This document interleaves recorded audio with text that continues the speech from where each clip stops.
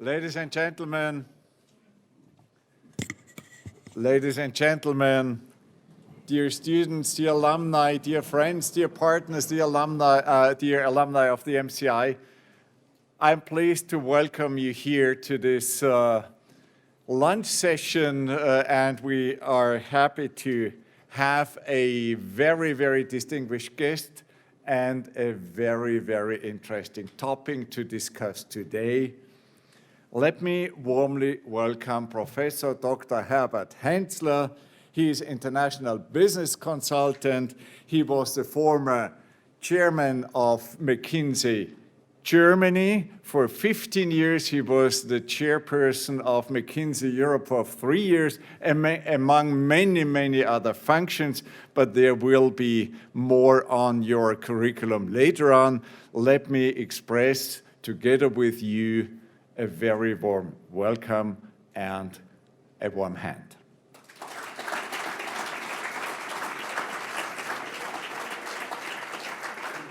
Let me please also welcome all visitors, all partners, and the audience who is following us via the live stream. There is a live stream, so behave well.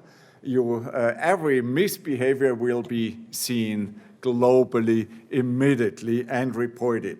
My name is Andreas Altmann. I'm rector of the MCI, and in this function today, I'm the chairperson, the chairman of the Deutsche Freundeskreis der Universität 10 in Innsbruck, in short DFK. And this Deutscher Freundeskreis is a prestigious association of respective personalities from business, science, and society, combining and supporting the 3 universities here in Innsbruck, the Leopold Franzens Universität, the Medical University, and the MCI. So let me welcome all guests also from our partner universities and all members of the DFK. Yes, please. Now, and one person I would want to personally welcome out of the Deutsche Freundeskreis is Senator Dr. H.C. Martin Steinmeier, who was not just helping us bringing in Herbert Hainer, the president of Bayern München, recently to the MCI and to the DFK, but also today Herbert Hänzler, who brought us in touch. Martin Steinmeier, a very, very warm hand to you.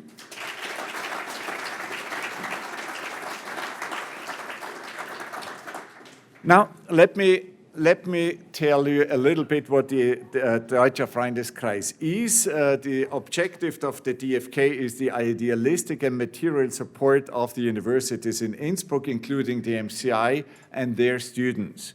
The promotion of cooperation between these universities on a partnership basis. The networking of students, their graduates, with the business world, and the cultivation of friendly relations among its members. Activities, among others, are, for example, friendship meetings or events in several German cities and in Innsbruck, awarding of study support prizes to students with extraordinary study achievements, the Clemens August Andreae Prize Award for the best dissertation or master thesis in economics and business studies, and much more. And also, today's event is organized by the Deutscher Freundeskreis. Once again, many, many thanks to all the members of the Deutscher Freundeskreis supporting the universities and our students. Now, the event today is moderated by 2 professors, one from the University of Innsbruck. Let me welcome Professor Dr. Katja Hutter, who is Professor of Innovation and Entrepreneurship at the University of Innsbruck. Since 2013, she is Research Fellow at the Harvard University. From 2016 until 2020, she was Professor of Marketing and Innovation at the University of Salzburg, and now Today, obviously, that's the key function in her life. She will chair, together with Peter Mirski, this event. Warm welcome to you, Katja. And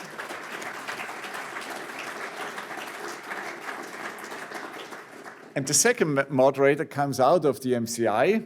He sits over there. All three of them will then come on stage. Peter Mirski, Professor Dr. Peter Mirski, he is our CIO, our Chief Information Officer. He is the head of Department and Studies of Management, Communication, and IT, also Digital Business and Software Engineering at the MCI.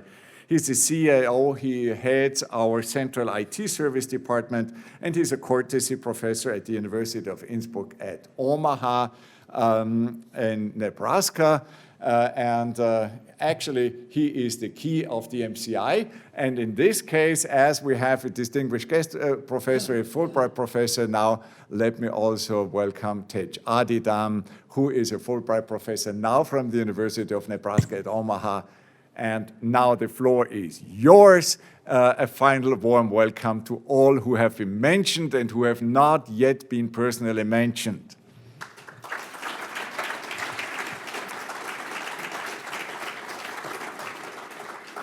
Now let me please invite the three personalities on stage, Professor Herbert Hensler, Professor Peter Mirski, and Katja Hutter. Now the floor is yours.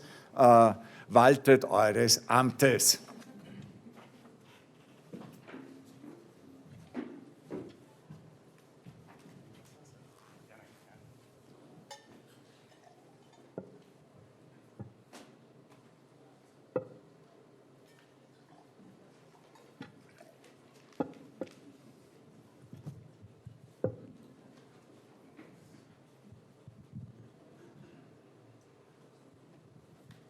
So thank you, Andreas, for the warm welcome, for opening up the floor.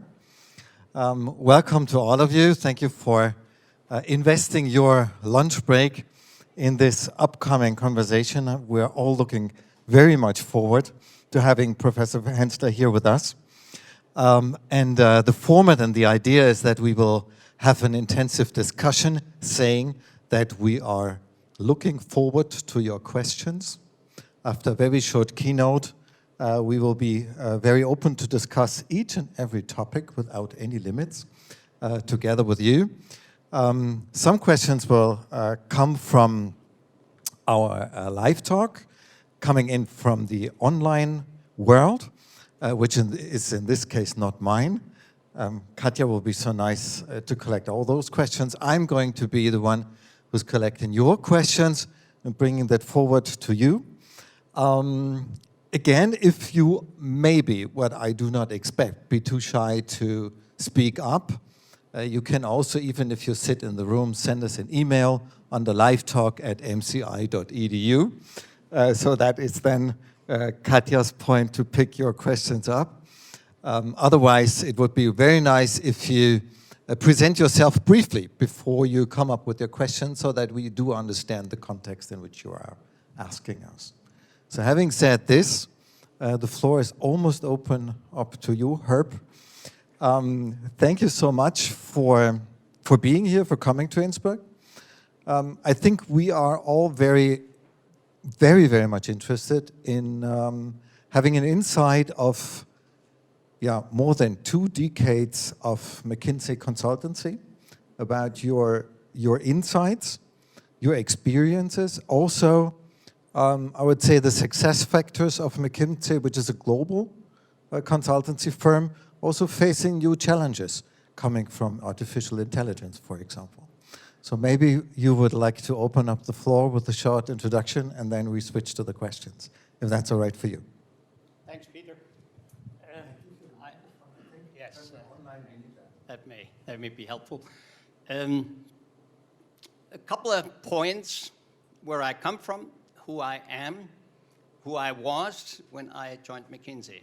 I am a farm boy from Baden-Württemberg, meaning that even as a young boy, I was born 41. By the way, never in the last century have been more kids born than in the year 1941. Kriegsjahr. It was a terrible year. Anyway, working on a farm means working day and night, all the time. And what I have taken from it, there is very little outcome from this work. You do have to work basically all the time in your free time, which is why I was never discovered on the football field, albeit some talent was there. But you did not gain anything. And if you added up the hours that my grandmother, my mother, my father, my brother, and I worked, the outcome was very, very little. So that's some lesson you learn when you have to do with farming in general. Then I could almost say a shock wave came.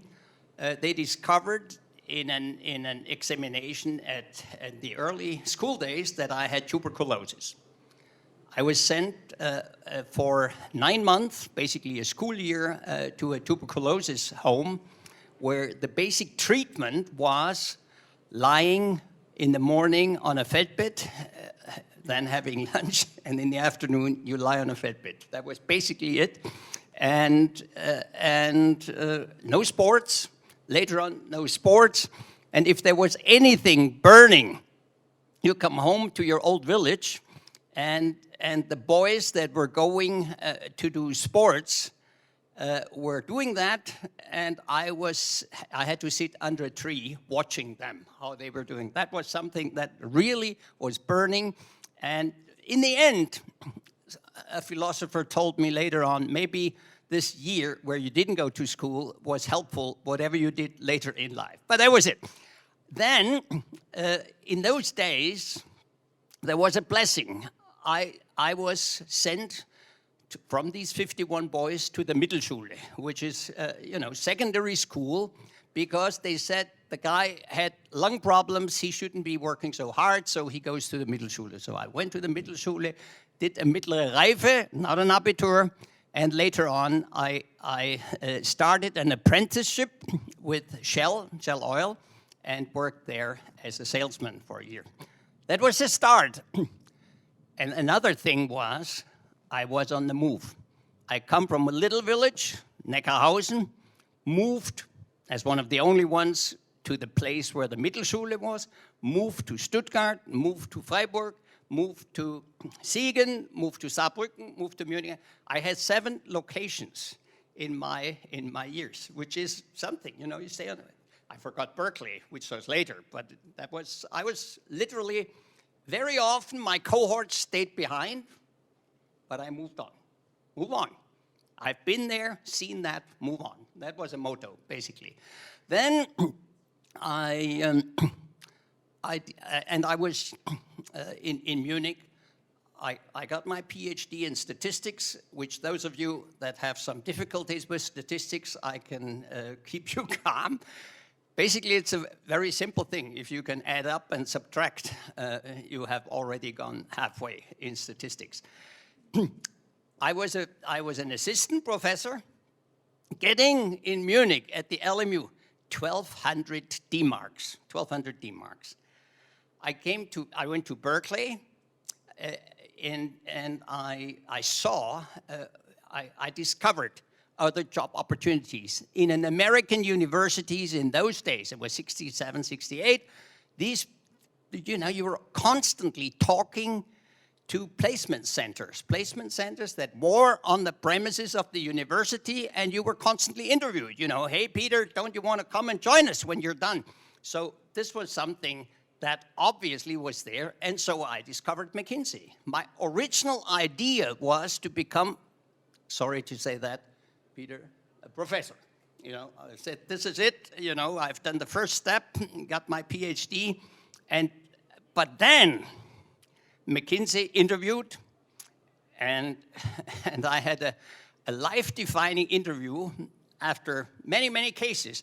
I had an interview with a guy from San Francisco, Tim McNamara. It was a lunch break, which was supposed to take an hour. It took us 2.5 hours. At the end, he said, Herb, you are a fun guy. It would be great if you joined McKinsey. I said, wait a minute, that's important, you know. If somebody says it would be great if you joined, I wasn't sure whether they would take me or not. But so here I go. I had to move to Düsseldorf, joined McKinsey, and McKinsey at the beginning, it's different now, was saying, this is an up or out culture. If you are not promoted after 6 months to be qualified, if you are not promoted after 3 years to be project manager, if you're not promoted after 6 years to be partner, you have to go. You know, when you are joining at age 27, this is a tough message. You know, am I good enough? Can I stay? Will I? And so on. Do I have to go at my own initiative before they send the hammer down? Anyway, I will never forget, in my very first study, I was presenting to the big dogs in Amsterdam, and Max Geldens walked home with me after a one-day presentation and so on.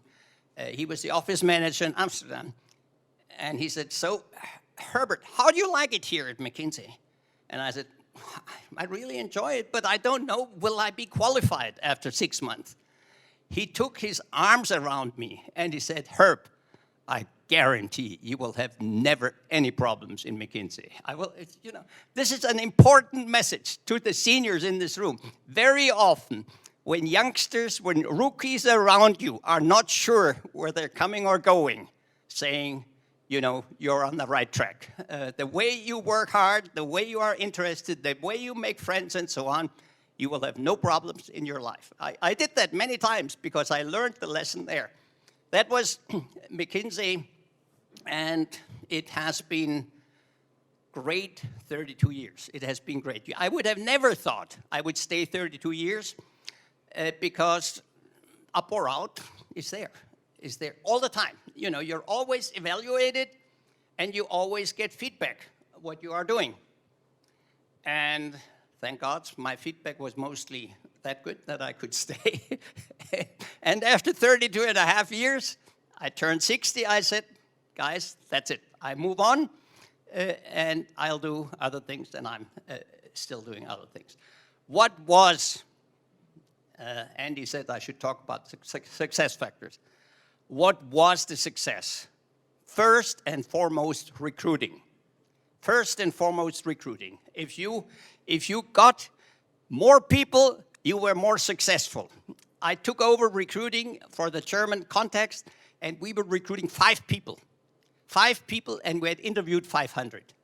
And I said, guys, this is a joke. You know, we are sitting here. The mega time, there were 3 people doing nothing else but screening CVs and organizing interviews. And then we said, oh, they're not good enough. We take only 5, and so on. I said, if we go on like that, we will be nowhere in the next 5 years because there are more people leaving than we're recruiting. And I discovered the beta mistakes from statistics, not just the alpha mistakes, which allow you to take a bigger crowd.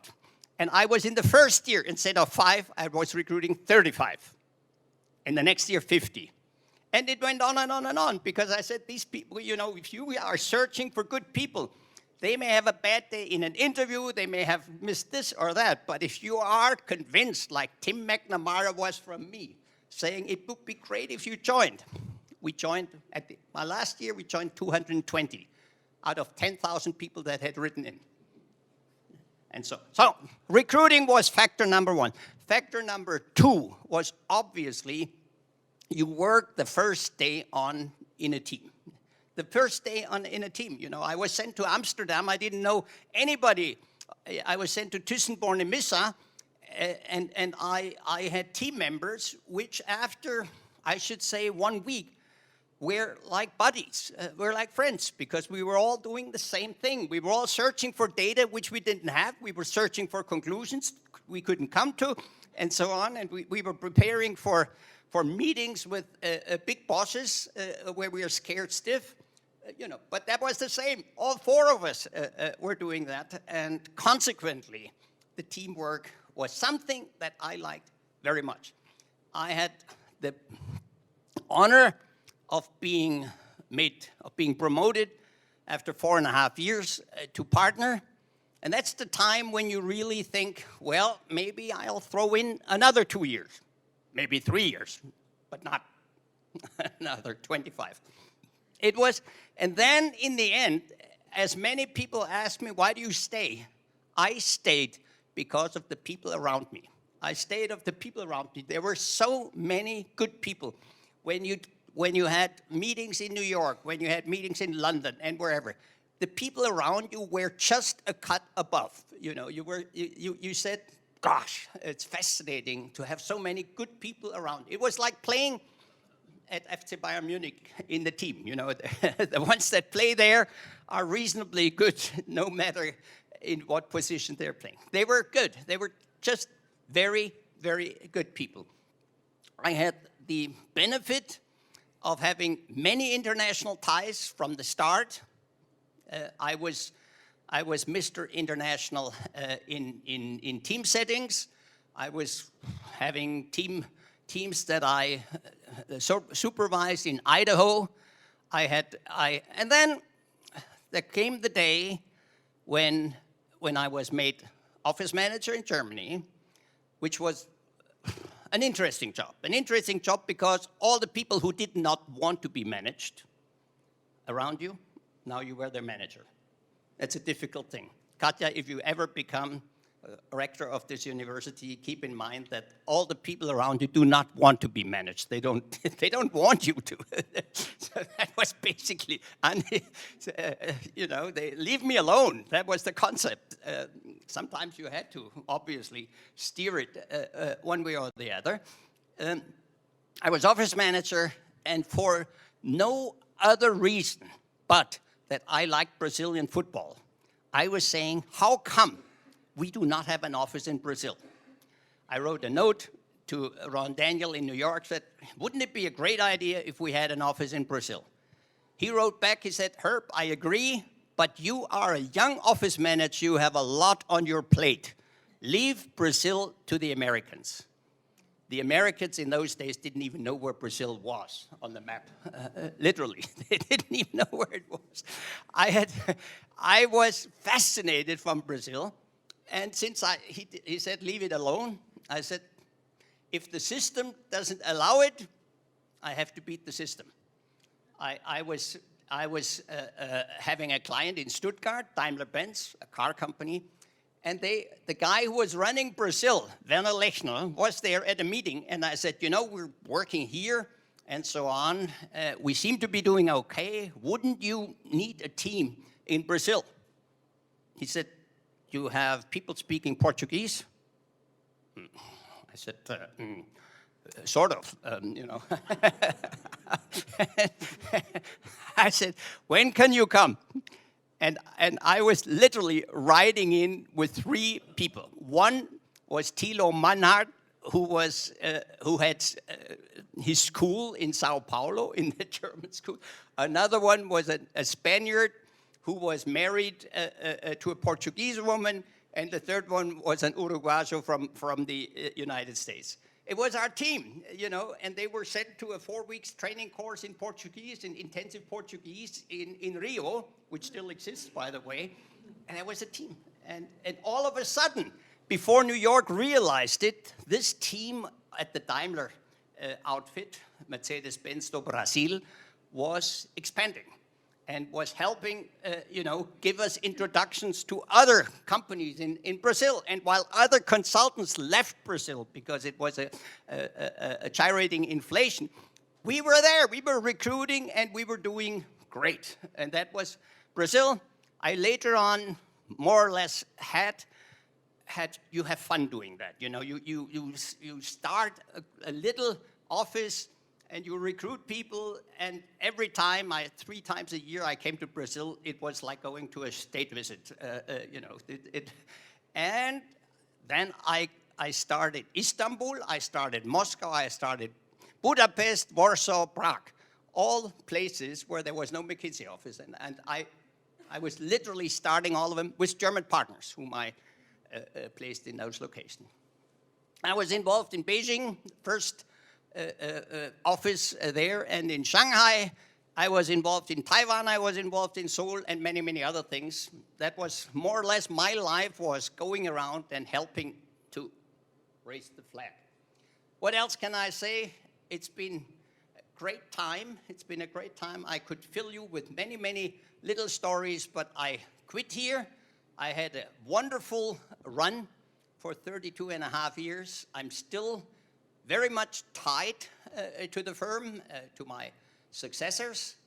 I experience that which, sorry to say that, Peter and Katja and Andy, once you're out, you're out. And when you are out and you're trying to tell your successors what they should do, they have a nice way of saying, it's very good to see you again, and why don't you come by next year again?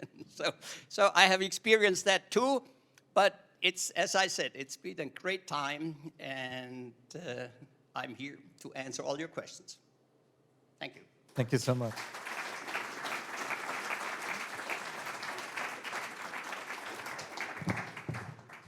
Thank you very much, Herbert. You talked about the success factors like recruiting, teamwork, and it worked out well in your career. But we are challenging, different times nowadays. Young people are talking about work-life balance. It's difficult to find the talents. Everyone is looking for talents. So what do you think are the greatest challenges at your time, but also what are the greatest challenges we are facing nowadays? What have changed? You know what has really changed? In those days, we said we are a fact-based company. We come with facts, unshakable facts. Only the facts count. The trouble was, in many companies, we didn't find any facts. We didn't find information. We were there. We saying, well, can't we? I remember one of my second studies was in a pharmaceutical company, and we wanted to find out how much the doctors were prescribing, how much the competitors were doing, how the pharmacies were doing. You don't have any facts. You don't have any. That was the big challenge. And to your topic, since I was a statistician, I was doing samples. I said, if we don't have any real facts, let's just sample 30 people on the street or 30 people in the labs and so on and so forth. And it was a big help. And today, that's different. Today, you have all the facts. I think you have the danger that you have over information. Find out the ones that do count. That to me is the biggest challenge, because you have everything. You can morning, noon, and night. You can get facts. Search for the ones that do really make a difference. That's the important thing. Well, thank you. If you allow me to hook in here, I know that McKinsey has always been a fact-driven, data-driven company, and is still a company that drives science quite strongly. Even though, I heard that in an interview with you, even though if you have no clients to buy those data or those scientific outcomes, you would say that science and the understanding of the world and the economy is so important that you invest in that. Is that so? Yes, that's absolutely true, Peter. I did find out that if we were, if we were too removed from science, we were immaterial to a lot of people. A lot of people that I had to learn first didn't like McKinsey. The youngsters come and tell you what to do. They haven't really worked in a big organization yet, but they say, you guys are down the wrong alley over here. That's the right way, and so on. And they hated us. Very often, they were so happy when we left, when we were gone. So I was convinced that we needed science to come to us. For instance, we were only recruiting, until 1970, we were only recruiting MBAs, mostly from the States. Then we were recruiting them in Germany, Diplomkaufleute, and so on. Then we were recruiting physicists. Then we recruited chemists. Then we recruited biologists. Then I recruited 2 guys from theology, and so on. And I said, we are looking for brains. We're looking for brains, no matter where they come from. And that was the big thing. That was the one. At the end, I think we recruited about 35% natural scientists. The second thing was, I founded the McKinsey Global Institute in McKinsey. And I recruited economists and physicists and so on to work in that. They're still there. They are publishing quite significant papers. And they were in Davos, morning, noon, and night with their, and that's an investment into research in McKinsey that was very, very necessary to help the big corporations. Thank you. Now, as I think that you are also recruiting in Austria, I would like to give the floor to our students, to our alumni, to come up with their first questions. Here you go.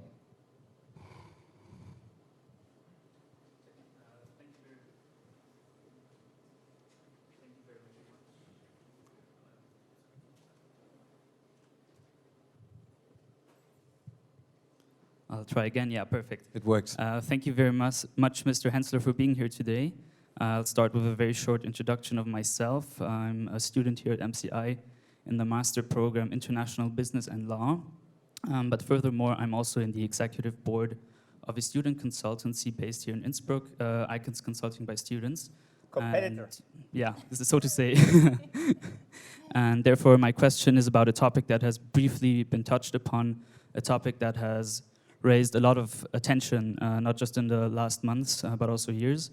It is the topic of artificial intelligence, specifically speaking about the chatbot ChatGTP. That this is a chatbot that, in the meantime, can even pass MBA executive exams, for example, at renowned US universities. So my question would be, from your perspective as a consultant, in how far can artificial intelligence be used in the future to help execute consulting projects? And if I'm allowed to think even further than that, are management consultants at the threat of becoming obsolete in the future? Thank you. That would be tough. I just learned today there are 1,000 management consultancies in Tyrol alone. And 750 companies. There's more than one consultant organization per company. Two answers, my dear friend.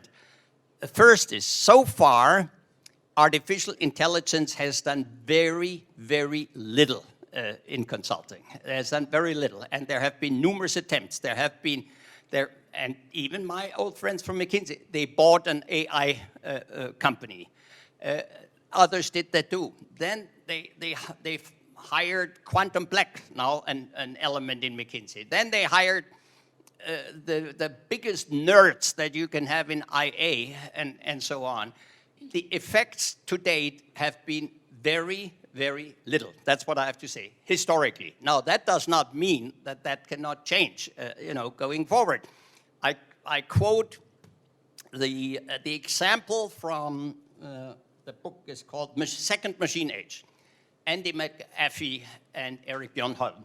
They wrote Second Machine Age. If you read the first 30 pages, you will find out there is one thing in there about that classical examples of a consultant, a very smart consultant who was in India, and you gave the Maharaja a very good recommendation. And the Maharaja said, "What do you want for this?" And he said, "I would want on a chessboard, on the first quarter, I would one piece of rice, one corn of rice. On the second one, 2, then 4, and double it, and so on." The Maharaja thought that was a joke. Then his advisors told him, "Wait a minute, if these are 64 squares, and after 32, we don't have that much rice in all of India," and so on. So in other words, he said, this world has been a linear world. We were thinking linearly. That's what we are trained in school. But it may happen that the next world will work according to Moore's Law. Moore's Law tells us every 18 to 24 months, the computing power doubles every 18 to 24. Hasn't stopped, my friend. So there you go. This goes up like this. From here to the window back there is roughly 15 meters. If you take 15 squares, we will land on the moon. So, you know, our thinking is linear, but therefore I'm saying to you, that may change. You know, the digital developments that go exponentially, and we've seen it in COVID, that may pose problems and hopefully also solutions that you can deal with, quantum computing and things like that. Future, history, and even today, I would not hire a consultant to say, by the way, I have 4 freaks that know what artificial intelligence does, and they will tell you how to organize your sales force. I said, try it with another client and then come back.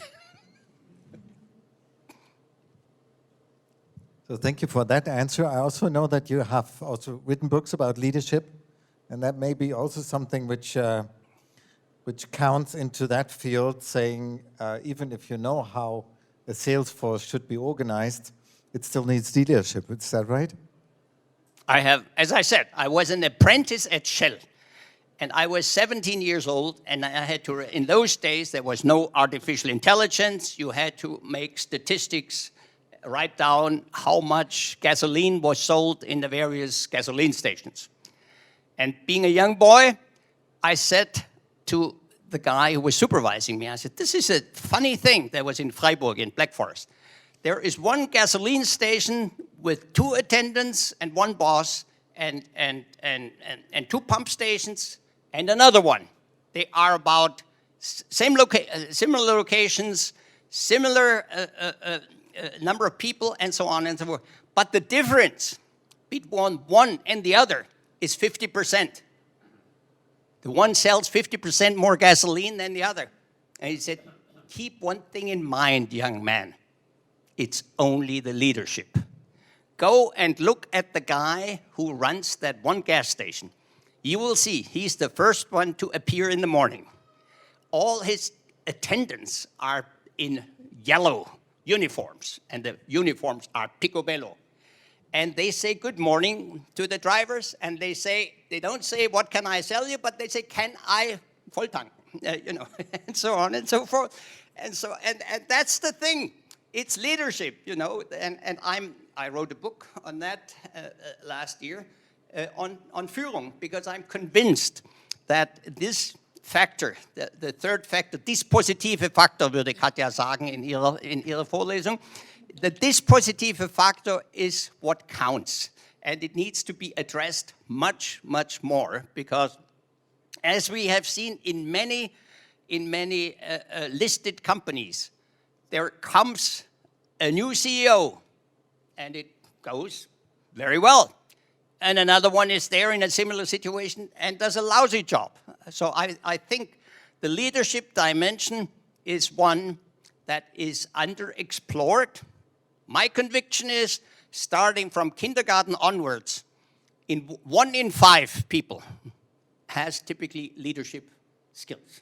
1 in 5, 20%. You can, when you do innovation studies, tell me if you find another one. But I would say 1 in 5. I agree, 15 to 22%. Anyway, I think this is it.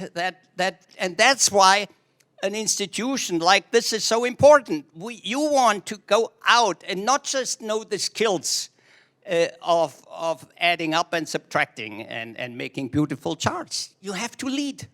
You have to lead. My probably one of my biggest disappointments in McKinsey was, after I was gone, not the first one, but the second one, was a brilliant young man. Very good. And when they asked me, do you think he could be your successors, and so on and so on, I said, absolutely.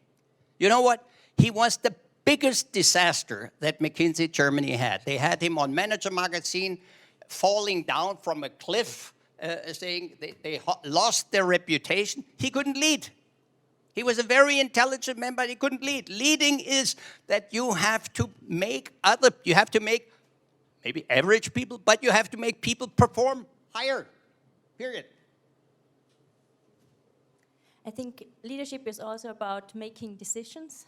And you said, okay, you had a great team supporting also your decision, but was there also one situation, if you think back, which you felt kind of lonely, or maybe your facts weren't telling you where to go, where a situation where you kind of your career was out of control? Let us go back to when Germany was reunified.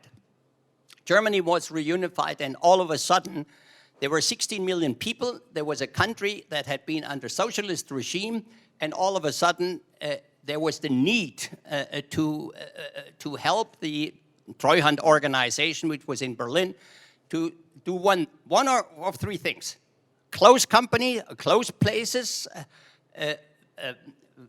correct them, or sell them.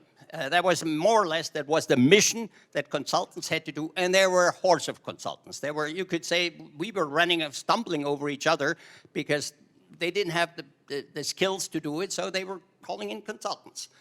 Anyway, in those days, there were also companies sold at relatively good prices.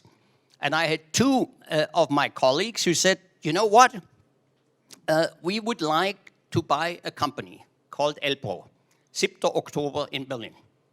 They have a lot of land, and they have a machine tool company, and we would like to buy it. The only thing is, we want to stay in McKinsey, and we would like to have a leave of absence while we run that company. If it doesn't work, we come back, and so on and so forth. I said, look, clear no. No, doesn't work. Because we were consulting there, and if all of a sudden you have some information about a company and say, I would like to buy it, that doesn't work, not with McKinsey's standard. I go on vacation and write a note to them, just that we are clear. If you want to buy a company from Treuhand, you need to leave McKinsey. Bingo. I come back from vacation, a guy from Treuhand, former colleague from McKinsey, calls me and said, you know, your two guys were here today bidding for a company, Elbro. I said, wait a minute. It was Wolf Klintz. I said, Wolf, never ever. You made a mistake. They may be coming from another consultant, but definitely not us. He said, of course, they were there. And they are ranked very well. They could get it. Here I was. Good colleagues, very good colleagues, wanted to buy that company. I made one call to Fred Gluck, who was running McKinsey at that time. I said, Fred, there's only one way. They have to go. He said, firing two senior partners and so on and so forth. He said, if you find a golden bridge, let them stay. I said, I do not find a golden bridge. They lied to me, they lied to all of us and so on. So I called him in the evening. One had said he was sick that day. The other one had said he's on a training camp. And I said, where were you? How was it in Berlin today? He said, well, we'll explain everything to you. I said, there's not much to explain. On the next morning at 9 o'clock, you come and you give your keys and you're gone. They said, you know, you do not have that authority. I said, you know, you may imagine that I have checked that. And they were fired. However, dear Katja, there were people saying, well, couldn't you have talked to them and couldn't you? And I said, no, this is, you know, this is our culture. They do not buy a company out of privileged information. That goes around later on, and that was a good thing. I mean, I did the right thing and so on, so they made fun about me in McKinsey sketches later on, that you shouldn't get too close to me. However, a friend of mine who was a banker, he said, you know what? In the Middle Ages, when the robbers were roaming around in various hamlets, when they're at a hamlet, they were seeing two people hanging out there already. They stayed away. They went to another one. So that was what gave you a lot of peace.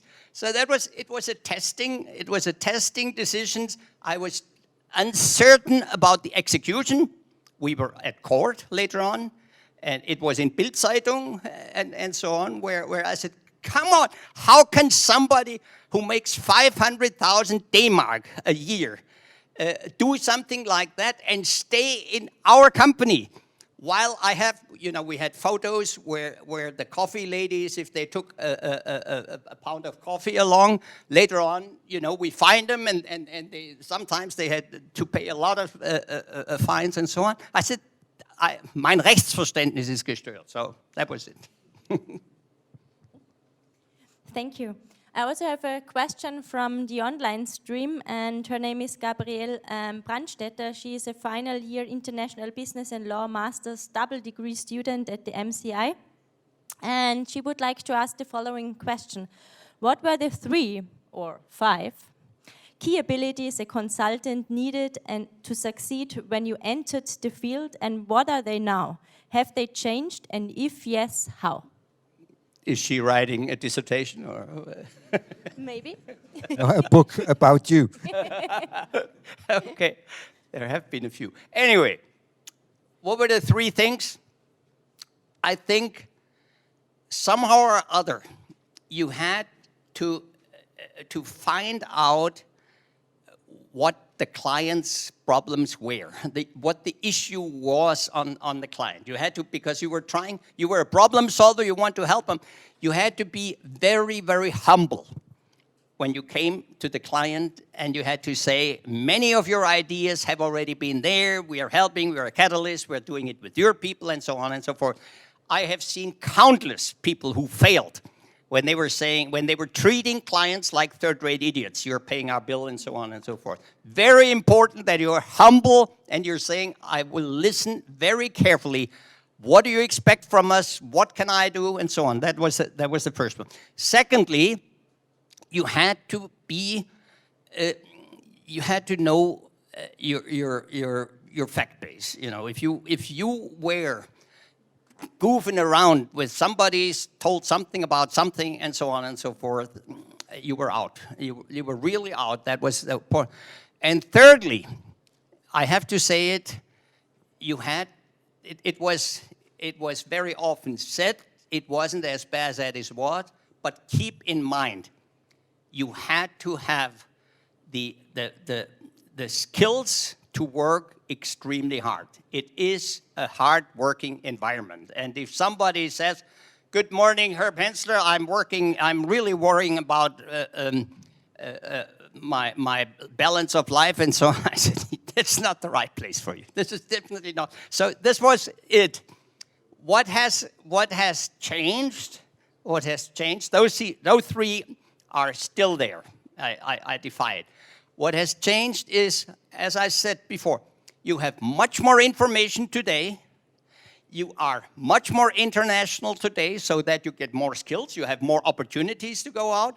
You have a lot more opportunities.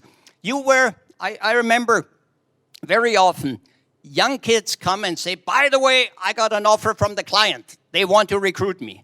I said, in the end, it's better to stay. The offers will get better. You will have learned more, and you will be a lot better paid, which is true, So it's more international. It's more than McKinsey today. You can't find a place of a significant industrial country where they don't have an office now. So basically, you can move wherever you want to go. Thank you. Any questions from the audience?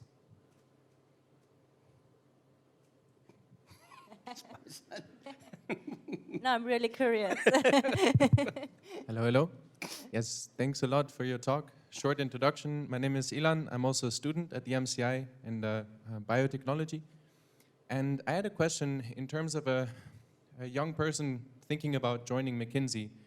Nowadays, I think a lot of people are also thinking about the purpose of a company and what it can do outside of profit motives, but in terms of sustainability, perhaps. Do you see a role for McKinsey to be acting in this kind of way for global issues like climate change, like a lack of connection between the natural world and because it is a very statistic and fact-based company. Do you see this happening in the future? Do you see an idea for a young person to join McKinsey for those reasons? It's, thank you for that pointed question. Absolutely, they are right now moving in that direction because obviously the world, the civilized world is moving in that direction. They say if you are problem solvers and the biggest problems are climate problems, then you have to come up with ideas on how to do that. They are investing in a practice. They're investing heavily in a practice.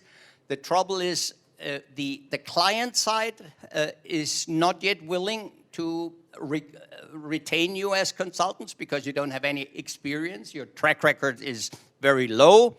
Yes, there is the ESG denomination about investments. Nobody knows really how green do investments have to be. What can we do not to greenwash ourselves? But it is, I would say, it was in Davos. It was a big topic. It's in the process, but it's not an easy win. It's not an easy win, and frankly, clients are short-lived. They recruit you, they tell you what the problem is, and they want a solution, and then you should move on. That's the situation in which we are. Well, thank you. Before we go to the next question from the audience, I think I saw more hands a second ago. Here you go.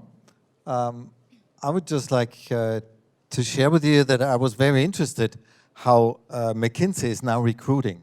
So I was searching the internet and I found an opening speech of Bob Sternfeld, who's in his very first statement said, "We are the company who can change the world because we have so much influence in companies that it can become more sustainable," and that is more or less the core message of Bob. Is that? I think I've he's absolutely right. The trouble is when your concept has been to solve problems with 3 to 4 people teams in a limited time, it's kind of hard to solve the climate problem on the side. But it is absolutely happening, yes. Here you go. Wonderful, thanks. Yeah, hi, my name is Enno and I'm studying the Strategic Management Master at the university. And yeah, you just told us about your 2 colleagues who bought this company. And in general, we know or we hear that a lot of consultants leave the consultant industry after a few years to start their own business or to join in some startups. Was this never a topic for you? Like, did you never think about it or thinking about starting your own business? All the time. All the time. Literally, I got in my first assignment, I got a chance to join Boehringer and become the head of Argentina. Since I did speak a little bit of Spanish, I thought that was the world. So I talked to everybody in McKinsey. I said, by the way, I'm here only 6 months, and they gave me the job to go to Argentina. You know, I didn't go there, but then the next one, you know, you get other opportunities. You see people who found consultancy on themselves and so on. You see people do Starbucks. And then I was literally more in the direction to run a big company. I was absolutely, you know, I had the chance to be a 4-star member at Mercedes-Benz, and the news were already in the press. I didn't do it in the end, but that was more literally my constant test. I didn't do it in the end. No, I would not have been such a good entrepreneur. You know, you are, if you are working with highly skilled people, which the McKinsey people are, you develop a sort of leadership style that, although they all do not want to be managed, except you as a manager, and then you stay in. If you grow and everything, they grow personally, they grow financially, they grow with everything else. You know, why go? In the end, that was it, you know. I left at 60. I could have stayed. They made me a wonderful offer. I moved on. Thank you. I think leadership is one skill, but if we are following books where they are talking about the success factors of managers, it's often said they have clear patterns and routines, so they are very structured, disciplined. Do you have your secret recipe? Since I saw so many people who came to McKinsey and then they started working and working and working and working. And then when you ask them, you know, what do you do besides working, they say, I played football in my high school team and I ran the marathon and I did this. I said, but that was 3 or 4 years ago. What about your friends? I met many people who were abdicating their relationships and their hobbies and everything else the minute they entered the door. And some were crying when I said after 3.5 years, you have to move on. You can't stay here. They said, I don't know anybody anymore. You know, the only people I know are inside McKinsey. I said, damn it. So what was my secret? I was, from the first day, looking for my second wing. One-winged birds cannot fly. One-winged birds cannot fly. You need a second wing. It can be sports, it can be theater, it can be books, it can be whatever. But if you don't have a second wing, you kill yourself.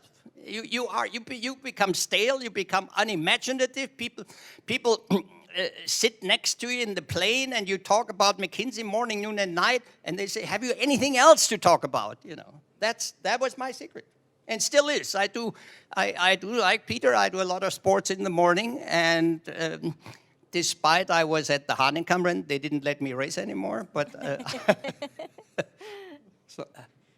But you're also a sailor, right? yes, I'm sailing And climbing. I and heard mountain climbing. I started with Reinhold Messner. I started the Similauner group in Germany, which is a very exquisite group of friends. Every year we go 4 days mountaineering with Reinhold and 3 mountain guides. And we did, I'd say, probably 90% of the mountains only in Südtirol. Sorry, we are stuck to Südtirol. And we do that now for 30 years. And we have a very interesting system. Katja will jump to that in a minute, but I know it is only unanimous declaration. If we say we would like Joe Snock to come in, we all have to agree. But no woman so far. We have to change this, definitely. I know. And each year we're discussing it. Each year we say it's unanimous.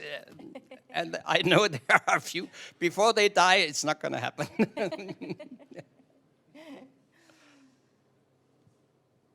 A very short question from my side. You wrote also a book about Europreneurs. Is that a difference to US entrepreneurs? Very much so. I learned when I did that, that was my first book actually, the Europreneurs. I found that in Europe, Europreneurs were from day one having a construct with the workers, with the social dimension, which Americans typically do not have. That was one which I discovered.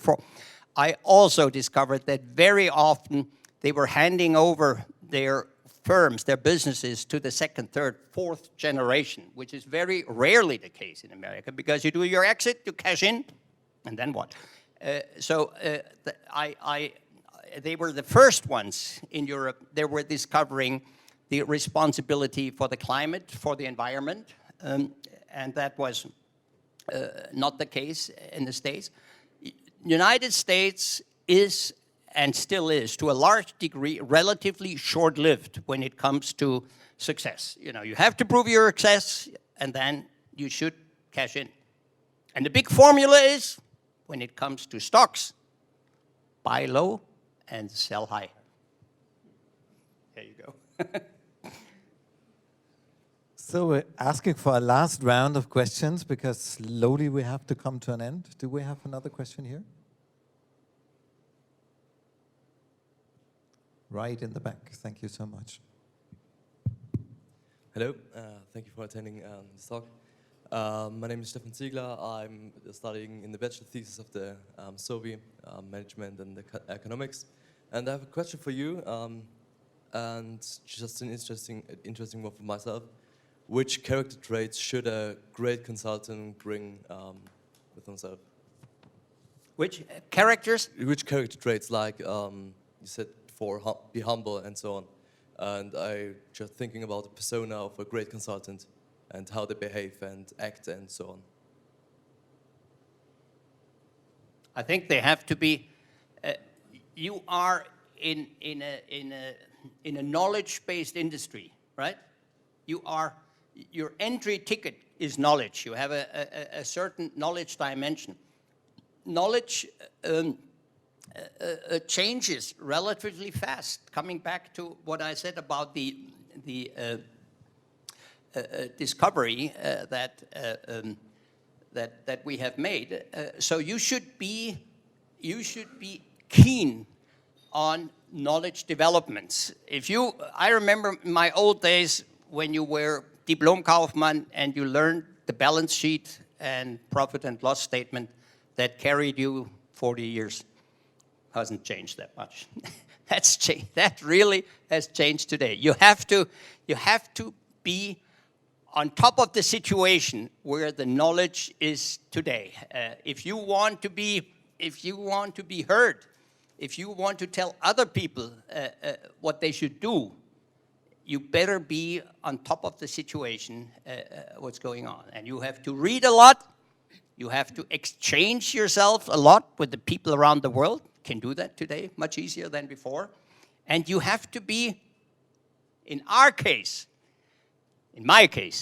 I learned there's a term in the newspapers which is called publish or perish. So I published a lot. It does help. It does help when you say what you know in a publication that other people can read. They may tear it apart. They may say it's boring as hell, and so what? But it does help you. Thank you. Is that okay? Here you go. One more question coming back to the topic of global consultancies. My name is Benedict, also alumni here at the MCI, working in a consulting company for innovation and funding here in Innsbruck. And the question would be, where do you see the disadvantages and advantages of global compared to local consultancy teams? And also, how would you turn a very local consultancy into a global one? You touched on the point of going with your customers, clients. But with your clients, is there any other point you want to mention? Move out. What I would say, staying local is damn tough. I found in anything you have to. You know, the world is globalizing. Even today, forget the crap about deglobalizing the world. This is not happening. On the contrary, I think I cannot imagine staying local. You know, being local for a period of time, yes, but other than that, you will constantly be interacting with people from other cultures, other locations, and so on. You could, for instance, I can tell you a lot of the issues that we have in Central Europe, you do not have when you go to Sweden or Denmark or Norway or Finland. So you have to find that, what they're thinking, why are they so successful in many dimensions. I think that to me, you know, if you stay local, you become stale, because local things do not change that much. That's go global. Start something somewhere else. Find some talents from an area that you have never been to. Developing talents is a great thing to do in life. Develop others. Bring them up to your level. I have another question from the chat here. Is from Julia. She's also a master student at the MCI. I'm not so well with your shortcuts. IB&M, maybe International Business and Management. Perfect. So if you're looking back at your professional career so far, do you also have any regrets or things you wish you would have done or handled differently? What advice would you give to your 25-year-old self, knowing everything you know now? Well, you know, in all honesty, let's not touch the private side. I do not want to touch that because that's not the room and the place to sort of do a soul search there. What could you have done knowing all the things you know now? That's the one thing I do not want to do. What I would have loved to do, coming and serving clients who were mostly manufacturing based, car companies, Siemens, an electrical giant, and so on and so forth. I would have benefited a lot had I known more about the technique, more about machine tools, more about, you know, how do certain screws not fit in other situations? You know, how do certain cars break down because if there's water underneath, you know, how can that happen? So that was something where, as a consultant, as an economist, as a Diplom-Kaufmann, you listen carefully and you say, I wish I understood more about it. I remember I had once a situation at Festo, largest pneumatic company in the world, where we were saying, look, your competitor, they were making pneumatic cylinders and cells and so on. Look at your competitor in the United States. He's selling a product at half the price, and it's, you know, here is how they're built up, and so on and so forth. And he said, look, if that's true what you say, they will sooner or later have a problem with temperature and with water, because it will heat up and then I'll have, and if water comes in certain areas, it will break, the machine will break down. I was stunned, and I said, look, the man knows nothing about everything about the other company. 1 year later, I read in the paper exactly that thing happened to the American company, you know, which a good engineer knows at first sight. And there I later on said, gosh, it would have been helpful had I known a little bit more about how things work. Thank you. Thank you for that answer. My last question would be, as you're here in the entrepreneurial school, what would you expect from a modern university like ours to bring forward so that our alumni, that our students have a great life and have a very successful life too? In McKinsey, I learned that you always have to say three things. First of all, good schools are, by and large, always more defined about the students than about the teachers. So be good students and say, I want to learn everything I can learn, because you will never forget, whatever you do in your life, you will never forget those years you are here. So, you know, this is the first thing. That's the first thing. The second thing is, the ties you bond here, the ties you bond will stay for a lifetime. You will not, in a professional environment, have similar ties here, where they're not, you know, unobtrusive, where you have the same issues and so on. You will never have again. So and you don't have to, take care for a family and 5 kids. This is something you should enjoy, and therefore be with your colleagues as much as you can. And eventually, what I would say, the world is changing so rapidly. Many of you are starting new businesses. Few are successful, you have to know statistically, but find out what is changing, and literally, sorry to say that, but you have to move on. get out of this place. Come back and ski and so on, but the world is changing more. In China, the world is changing more. In America, in Latin America, and so on, and probably less so in Europe. We are aging. We're an aging population here, and we are decaying. There will be fewer of us, more or less. That's a chance, you know. We're fewer of the old ones. Give a chance to the young ones. Absolutely. Thank you for that. That is also my and your closing remark. Thank you so much for spending time with us, for sharing your ideas, your thoughts. I think it was really mind-blowing for all of us, for the youngsters and also for the others. Teacher. Thank you so much.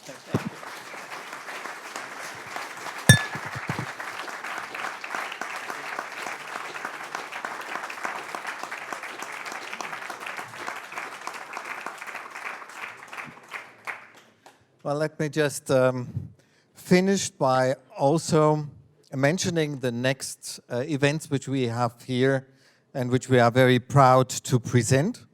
On February the 27th, we will have Daniel Kraus here with us, CIO and co-founder of Flixbus, and now the new owner of Greyhound, which is really impressive. And this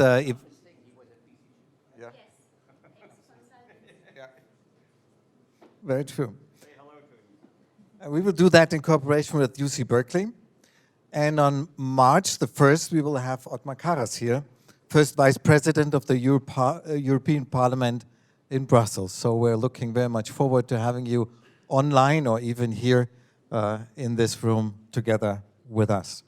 Thank you for that. Thank you also for Deutscher Freundeskreis to organize this session. Thank you, Andreas, for hosting us.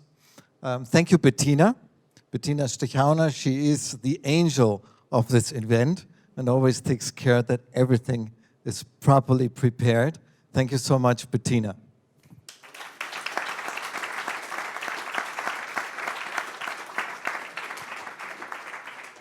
And now I think we open the doors and the buffet is open. Thank you so much again.